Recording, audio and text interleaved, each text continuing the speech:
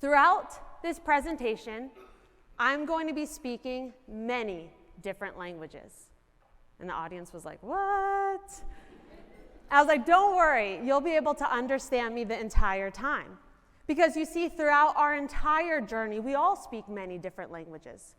The language of doubt, fear, confidence.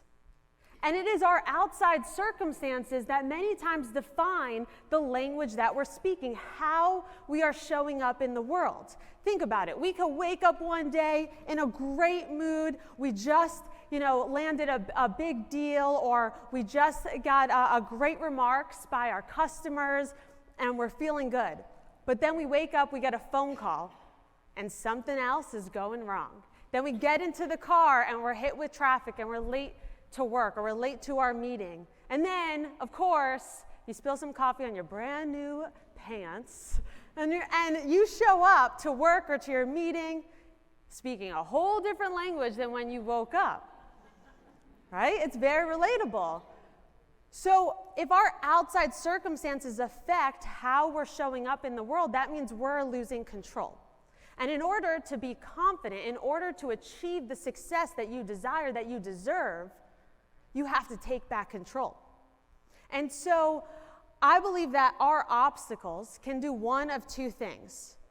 They can either hold us back or fuel us forward. And the beautiful thing about that is that the decision is up to you. And so you have a choice on how you want to perceive different circumstances in your life, how you ultimately show up, and the language that you choose to speak, regardless of the circumstances, regardless of the challenges that come your way. So, if I am confident in certain situations and not others, that means that confidence is situational, which also means that confidence is a skill. It's not something that the few lucky ones are born with, and people say, oh, I'm not a confident person. Confidence is a skill, and just like any skill, it can be learned. So I went on this quest to try to hack the game of confidence. And so I created this thing called the confidence spectrum. On one end, you are dependent of the opinion of others. Other people's voices affect how you show up and what you think about yourself. And on the other side of the spectrum, you are independent of the opinion of others. You are confident regardless of what happens outside of yourself.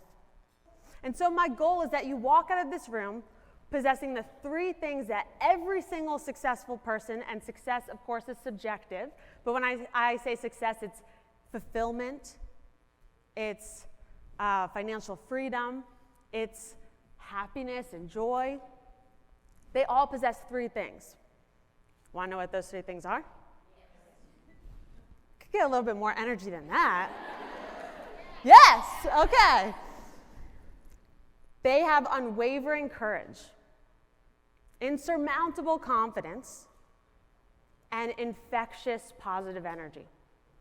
Courage, confidence, and energy, it's the pixie dust to all success. So I started to try to figure out, how can I obtain this? How can I hack this skill of confidence? And I found 5 key ways to actually build confidence. And the first one is repetition. Repetition breeds confidence. When you repeatedly do an act, you become more confident doing that act. Raise your hand if you've ever played a sport before. So think about the first time you picked up the ball, you went for a run, you played that sport, compared to the 50th time.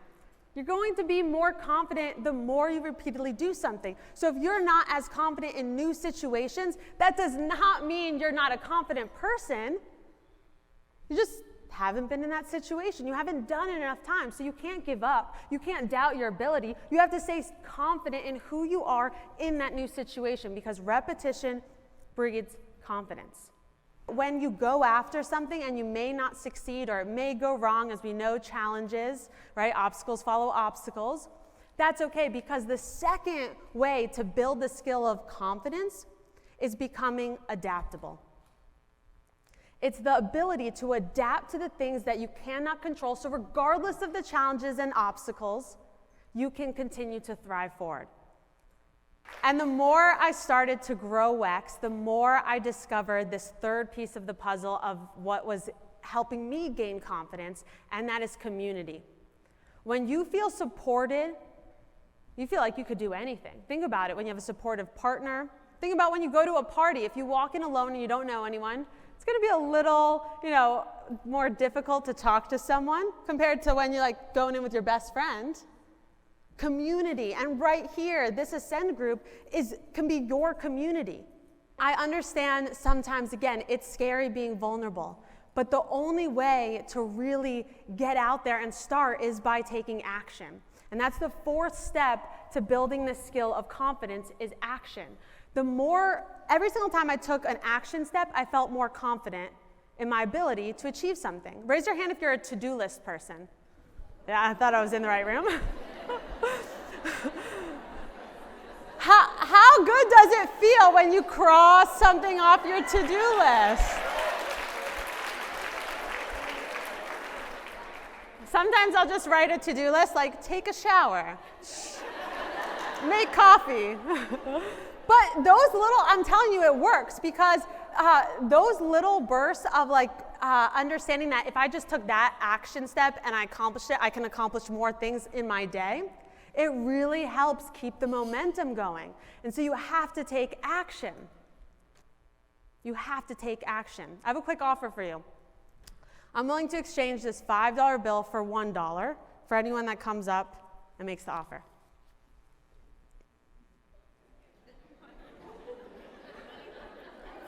Come on up.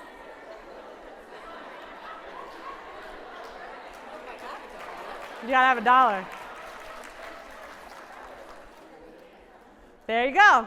What's your name? Deanna. Deanna just made $4.